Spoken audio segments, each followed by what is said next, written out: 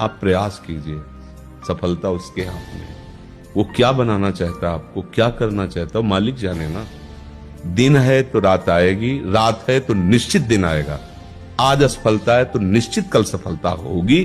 आज सफल हो तो कल असफल होने के लिए तैयार रहो। ब्रह्मचर्य के पहले हमें बैठना है, कुछ बातें डिलीट करनी है, कुछ बातें पुनः स्थापित करनी है। बैठकर हमें अपनी दिनचर्या पर दृष्टि डालनी है। आज गलती क्या हुई, फिर प्रारंभ में ही गुरुदेव भगवान संन्यास मार्ग में जिन्होंने हमें नैष्ठिक ब्रह्मचर्य का उपदेश किया था, उन्होंने ये बात डाल दी थी कि आपकी दिनचर्या कैसी हुई आपको रोज जांचना है। उनमें से जो गलती हुई वो अपने दिमाग में बैठाना है। जो बातें आपके साधन के विरुद्ध है उनको नष्ट करना है।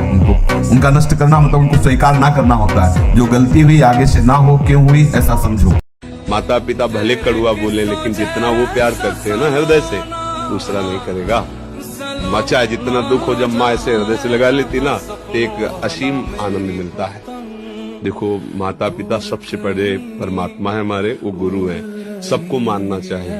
वयोवृद्ध माता पिता का व्यवहार नहीं देखना चाहिए, वो चाहे गाली दें, कड़वा व्यवहार करें, पर आपको है कि जब तक उनका शरीर रहे, उनकी दासता से युक्त रहोगे तो जीवन सुखी। हम वैसे भी कहते हैं, हर परिस्थिति में जब तक जिसका जिससे काम निकलता है तब तक वो यार है, मित्र है, प्यार है, सब है। और जिस दिन काम लायक नहीं रहा तो न यार, न प्यार, न मित्र, न कोई संबंध नहीं। ये संसार बड़ा झूठा खेल वाला है। यहाँ स्वार्थ का सब प्रेम है, स्वार्थ हटा तो फिर कोई प्रेम नहीं करता। किसी भी स्थिति में भगवत विस्मरण ना हो, ये मुझे अभ्यास करना है। हम प्रसाद पाए तो एक एक कवल ध्यान पूर्वक पाए, जल्दी नहीं। पानी भी पिए तो एक एक घूंट जिसमें नाम मिला हुआ जा रहा है। हम वार्ता भी करें तो नाम का चिंतन करते हुए करें, एकदम फ्री वार्ता ना करें, जो आया उससे एकदम फ्लो में बोलते चले जा रहे हैं। हम बहुत सावधान होकर दृष्टि बचाएं, श्रवणेंद्रिय बचाएं, हमारा नाम स्मरण न छूटे। हम दौड़ भी लगावें, नाम, व्यायाम करें, प्राणायाम करें, गृहस्थी के कार्य करें, जो भी दिनचर्या हो, नाम न छूटे, ऐसा अभ्यास करें।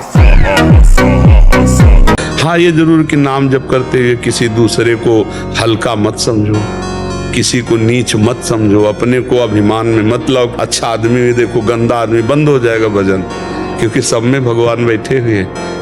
नाटक मंच पर वही बहुत रोल कर रहे हैं। अब ये ना समझ पाओ तो इतना तो समझ लो कि सब में भगवान है, हमको सबसे नीचे बनकर रहना है। तो इसलिए हमारी प्रार्थना है कि ब्रह्म ज्ञान, भगवत प्रेम, ये बहुत ऊंचाई पे रखा हुआ है। ये ऐसे नहीं है कि आप ऐसे तोड़ो खा लो, बहुत ऊंचाई पे है। उसके लिए आपको चरित्र पवित्र रखना पड़ेगा। नाम जप करना होगा, दूसरों का उपकार करना हो। ये देह मिली है, दूसरों का माता पिता परिवार ये तो अपने है ही है। गली चलते अगर किसी पशु पक्षी की भी सेवा करनी पड़े तो हम उसके लिए भी राजी रहे, तब जाकर हमारा हृदय पवित्र होगा। फिर हमको भगवान गुरुदेव की कृपा एक मतलब दिव्यता आने लगेगी। अपने लोग गंदे आचरणों में, गंदे दृश्यों में, गंदे चिंतन में, गंदे आहार में जीवन व्यतीत कर रहे हैं तो एक पशुता सी आती चली जा रही, राक्षसी बुद्धि आती चली जा रही। नौजवान जन है कैसे कैसे आचरणों में अपने को इंजेक्शन आदि नशे में करना, माताओं बहनों की तरफ कितना राक्षसी भाव रखना। देखो घटनाएं होती रहती ना, सुनते मतलब राक्षस है ना, राक्षस पूरा राक्षस है, मार ऐसे मारा ऐसे मारा ऐसे और अपनी वासना की, तो राक्षस है कि नहीं। आज हमारे समाज में आचरण की महत्ता कम होती चली जा रही, नहीं होती चली जा रही। संयम, पवित्रता, आचरण इनका बहुत बहुत ह्रास हो रहा है।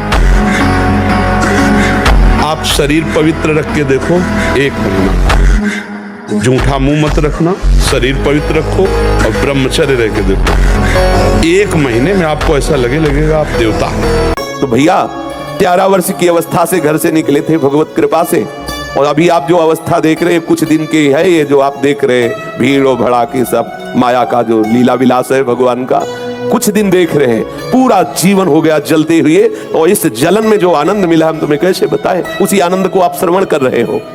ऐसा ना समझे कि ये हम केवल बोल ही रहे हैं, इसको सहा नहीं गया पूरी जीवन। अगर हमारा जीवन प्रभु के लिए है तो प्रभु सिर्फ मेरे हैं ऐसा अनुभव होता है, सिर्फ मेरे प्रीतम, मेरे स्वामी। और कितना दुलार करते हम तुम्हें कैसे बतावें, वाणी की सामर्थ्य नहीं कि दुलार कैसे उनका दुलार होता है। एक रस स्थिति पाने के लिए आप नित्य अभ्यास भजन का जो कर रहे हैं उसमें अंतराय क्यों आ गया, निरंतरता क्यों नहीं रही, नाम कैसे छूट गया, रूप का ध्यान कैसे छूट गया, ये काम का स्मरण कैसे आ गया, ये क्रोध क्यों आया, ये द्वेष की प्रवृत्ति क्यों आई, निंदा क्यों सुनाई दी। ये अपने को देखना है, आप उपासक हैं।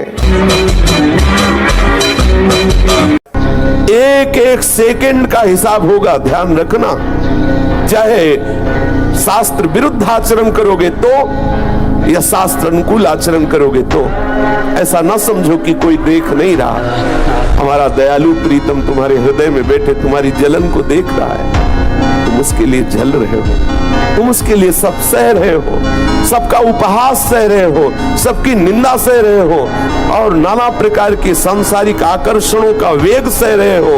केवल मन निश्चल राखे धनी धनी जननी तेरी रे, नरसिंह मेहता जी। इंद्रियों को वश में करो, नेत्र सबसे खतरनाक, इनको बहुत सावधान रखो, बहुत बहुत।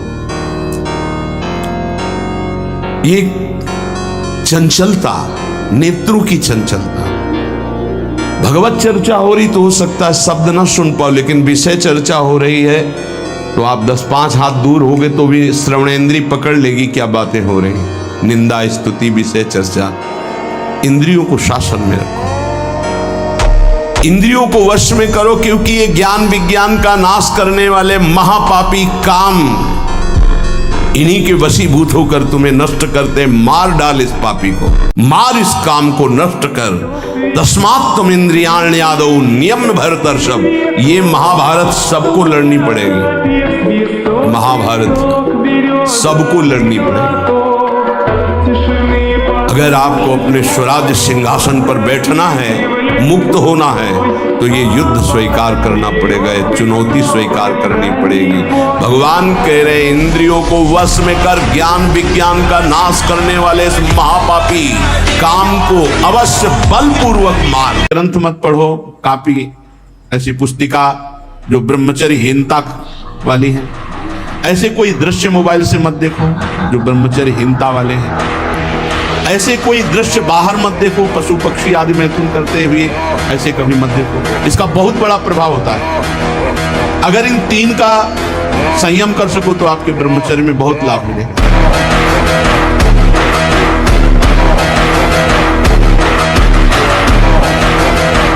शरीर में जितनी पावर शक्तियां हैं वो सबका अंतिम रूप वीर्य है। सबका अंतिम रूप, सप्तम धातु का अंतिम रूप बनता है जाकर वीर, और उस पावर का नाश करने वाला कभी स्वस्थ रह सकता है? कैसी बुद्धि है, कैसा उपदेश है। यहां कह रहे हैं कि परमार्थ की शुरुआत ही ब्रह्मचर्य से होती है। इसलिए चाहे गृहस्थ हो चाहे विरक्त, गृहस्थ तो संयम से संतानोत्पत्ति के लिए भगवत प्रणाम करके, भगवत आराधना करके, दिशाओं को नमस्कार करके, तिथि और समय की योग्यता देख करके संतानोत्पत्ति के लिए भगवत पूजा भाव रखकर वो संयोग किया जाता है, सहवास किया जाता है।